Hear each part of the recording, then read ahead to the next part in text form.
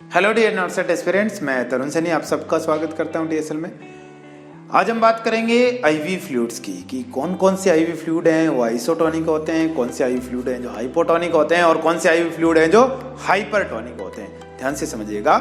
पहले हम बात करते हैं नॉर्मल प्लाज्मा ऑस्मोलैरिटी की कि जो प्लाज्मा के अंदर है वो प्लाज्मा के अंदर ऑस्मोटिकली एक्टिव पार्टिकल सोल्यूट हैं वो कितने हैं, उसकी बात कर रहे हैं ऑस्मोलैरिटी की। तो नॉर्मल प्लाज्मा ऑस्मोलैरिटी होती है वो होती है 275 से 295 मिली ऑस्मोल पर लीटर।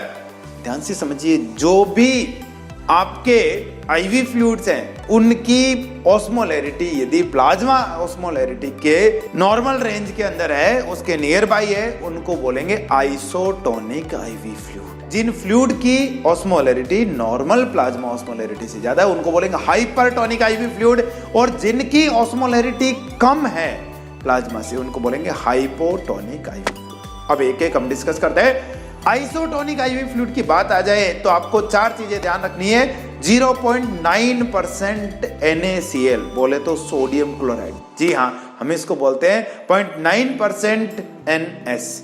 तो ये आपके आइसोटोनिक आईवी फ्लूइड है। सेकंड ऑप्शन है 5% डेक्सट्रोज, थर्ड ऑप्शन है रिंगर लैक्टेट जिसको हम RL बोलते हैं, कुछ LR भी बोलते हैं, और थर्ड है 5% डेक्सट्रोज इन 0.225% NaCl। तो ध्यान से समझिएगा, ये चार आपके आइसोटोनिक आईवी फ्लूइड्स हैं। दोस्तों जब आप कोई बुक पढ़ोगे तो 5% डेक्सट्रोज आपको हाइपोटोनिक में दिया हुआ होगा, बट नर्सिंग कॉम्पिटिटिव कोई भी एग्जाम है उसमें आपको इस बात को ध्यान रखना है कि ये आपके आइसोटोनिक के अंदर कंसीडर करना है, भले ही फिजियोलॉजिकली कुछ और रोल प्ले करता हो। इसके रिगार्डिंग हम सेपरेट वीडियो में बात करेंगे। नेक्स्ट है आपके हाइपोटोनिक आईवी फ्लूइड। तो ध्यान से समझिए कि ये आइसोटोनिक की जो भी कंसंट्रेशन है, यदि इससे कम कंसंट्रेशन का, कम सोल्यूट का, कम ऑस्मोलैरिटी का कोई भी आईवी फ्लूइड है वो आपके हाइपोटोनिक आईवी फ्लूइड होगा। जैसे कि 0.9% NaCl आइसोटोनिक है तो 0.45% NaCl हाइपोटोनिक होगा जिसको N/2 बोलेंगे हम। 0.225% NaCl हाइपोटोनिक होगा जिसको N/4 बोलेंगे।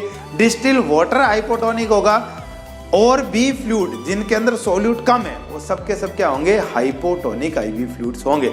नेक्स्ट हम बात करें हाइपरटोनिक। तो ध्यान से समझिएगा, सिंपल याद रखने का तरीका है कि आइसोटोनिक आईवी फ्लूइड जो हैं उनमें कुछ भी यदि ऐड कर दिया जाए तो वो किसके इक्विवेलेंट हो जाएंगे, हाइपरटोनिक बोल देंगे उनको। कैसे कि मान लो 0.9% NaCl आइसोटोनिक है, अब उसमें 5% डेक्सट्रोज हमने ऐड कर दिया तो 5% डेक्सट्रोज इन 0.9% NaCl, बोले तो DNS बोलेंगे इसको, और ये हाइपरटोनिक होगा।